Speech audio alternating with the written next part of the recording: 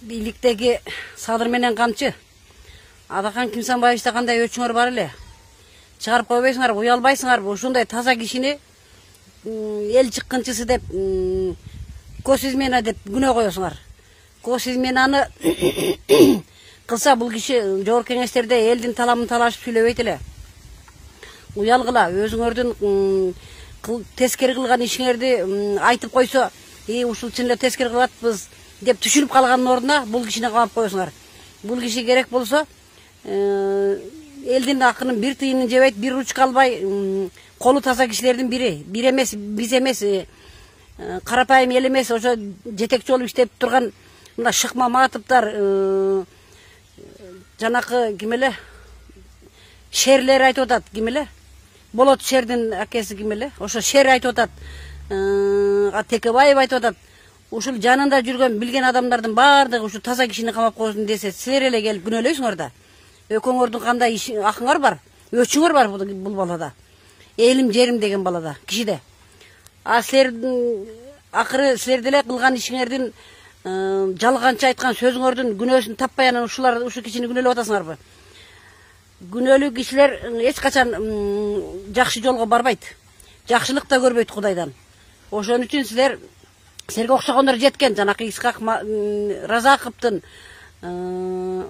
Жусуп Абдрахмановдун, Арабаевдин түбүндө ушуга окшогон, силерге окшогон тескери иш кылгандардын жолун жолдоп айтып койсо, ошолорду да камап, силерге окшогон билимсиздер жеткен түбүнө. Билесиңерби, кандай убалга калышкан? Ошолор жакшылык көргөн жок. Зато ошол кишилердин, Исхак Разаковдун, ошо Абдрахмановдордун кылган иштери мына кыргыз эл үчүн кандай жол баштап келатат. Ошолордун кылган ишинин жеңиши менен Кыргызстан болуп отурат. Ошон үчүн биз силерден талап кылабыз. Адахан Кимсанбаевичти ушу бүгүнтөн калтырбай чыгарып койгула. Эгерде ушул жол менен кете берсеңер, силер оңбойсуңар, жакшылык көрбөйсүңөр, эл да толкуп кетет. Эл толкуганда билесиңерби кандай ишел болот? Кире турган жериңерди таппай каласыңар. Ошон үчүн биз силерден талап кылабыз. Эртеңки күнү сотуна калтырбай чыгаргыла. Болбосо эл толкуйт. Муну бир билип койгула. Туугандар, кызматтагылар, чоң башчылардан суранабыз, бийлик башындагылардан суранабыз, элдин атынан, журт атынан суранып чыгып атабыз. Ушу Адахан Кимсанбаевичти бегүнө кармап отурасыңар. Эч кандай айпы жок, күнөөсү жок, жеп ичкен жери болбосо, башка болбосо, элим, журтум деп чуркап иштеп жүргөн адамды жөндөн жөн апарып камап койдуңар. Ошон үчүн тез арада чыгарып коюшуңарды суранабыз. Иштери жакшы кетип аткан адамды жөндөн камап атасыңар. Ким сүйлөсө эле апарып камап коюп атасыңар. Мунуңар кетпейт, эч жакка өтпөйт. Ошон үчүн тез арада чыгарып коюшуңарды суранабыз. Кыргыз элинин президенти Садыр Жапаровго, УКМКнын начальниги Камчыбек Ташиевго, башкы прокурор Зулушевго талабым бар. Адахан Кимсанбаевичтен колуңуздарды тартыңыздар. Бул киши саясатта кандай, ыйман жолунда кандай, тартип жолунда кандай, элим жерим деп элдик лидер экенин жакшы билесиздер. Тышкы ички саясатты жакшы билген киши экенин билесиздер. Эмне мындан коркуп артынан түшүп алдыңар? Эмне өчүңөр бар? Айнайын кыргыз жигиттер, кыргыз мырзалар, Садыр Жапаров, Камчыбек Ташиев, Зулушев. Кыргыздын мырзалары кандай болот бул? Кандай болот? Кыргызды кыргыз жок кылабы кырып?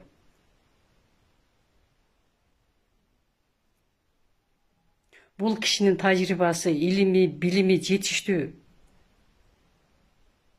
Карапайым калктын калкалап канча жылдан бери башын сайып коюп жүрөт. Башкаларга окшоп байлыкка багылбады.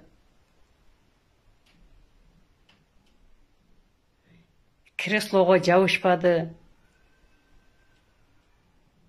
Чын жүрөгүмен элим, жерим деп жүрүп, ушул күнгө алып келдиңерби? Кандай өчүңөр бар? Кыргыз элинин кандай кылабыз? Элдин талабын ойлойсуздарбы?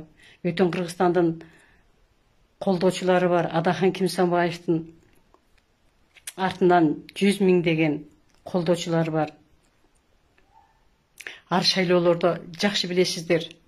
Эч кандай чакыруу кылбай, эч кандай мени шайлап кой дебей, эч кандай тартип бузбай